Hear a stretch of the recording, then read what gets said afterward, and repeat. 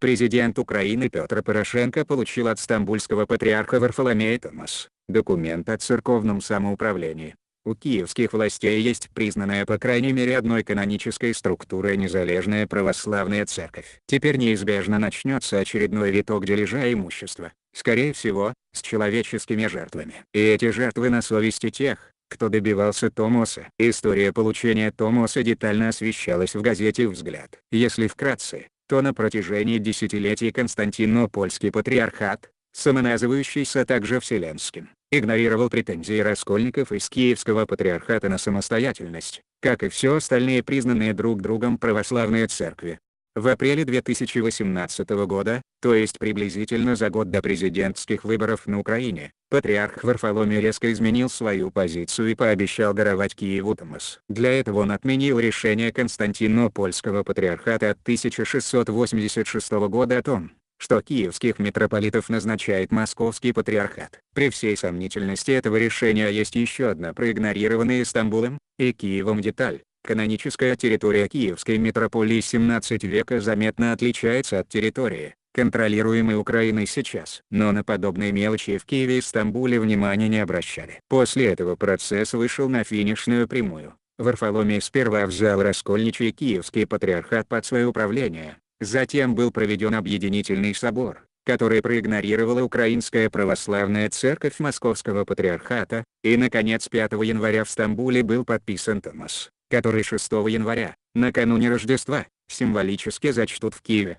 Почему стамбульский патриарх резко изменил свою позицию по отношению к Украине и пошел на неизбежный разрыв отношений с крупнейшей православной церковью в мире, русской? Есть несколько версий. Но по принципу бритва Кама наиболее вероятной является настойчивая просьба из Вашингтона. Только имея американские гарантии, Константинополь решился бы поссориться с Москвой и охладить отношения с традиционно относящимися к России дружественно другими православными церквями.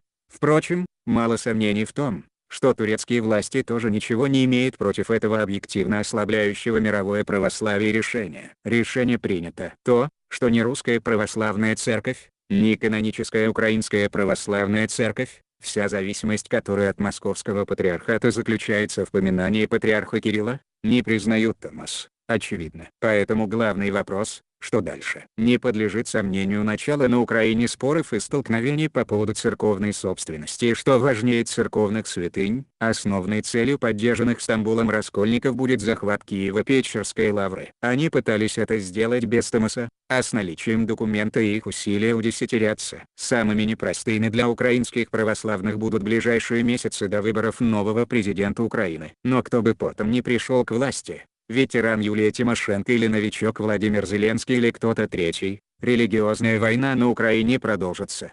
Будут ли на этой войне жертвы? Учитывая крайне низкую стоимость человеческой жизни на Украине, скорее всего да, будут. И все те, кто способствовал получению Киевом Томоса, должны осознавать, все эти жертвы на их совести. Чем все это закончится, сказать сложно. Скорее всего, после нескольких лет столкновения УПЦ и новообразованные ПЦУ придут к некоему компромиссу, как это случилось в 90-е годы после серии активных захватов храмов раскольниками. Но это в случае сохранения государства Украина. Нет никакой уверенности в том, что Украина продолжит свое существование в нынешнем виде и в нынешних границах. Главный риск – это разумеется не российская агрессия, хотя, если Киев продолжит провокации в Керченском проливе или в районе сухопутной границы с Крымом, Совет Федерации может вновь дать президенту России разрешение на использование войск на Украине.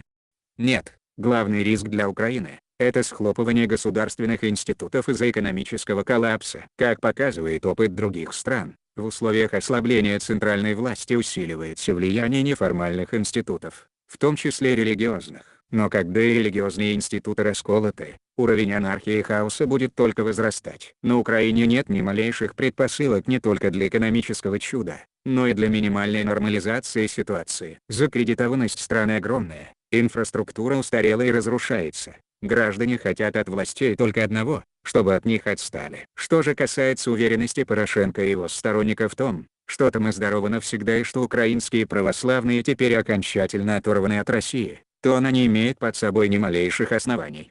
Отменив собственное решение 1686 года, Стамбульский патриархат в изменившихся условиях без малейших сомнений отменит и решение 2019 года. Мировая история ходит по спирали. Территории, на которых сейчас находится значительная часть Республики Украина, уже не раз отпадали от остальной части России, но всегда возвращались обратно.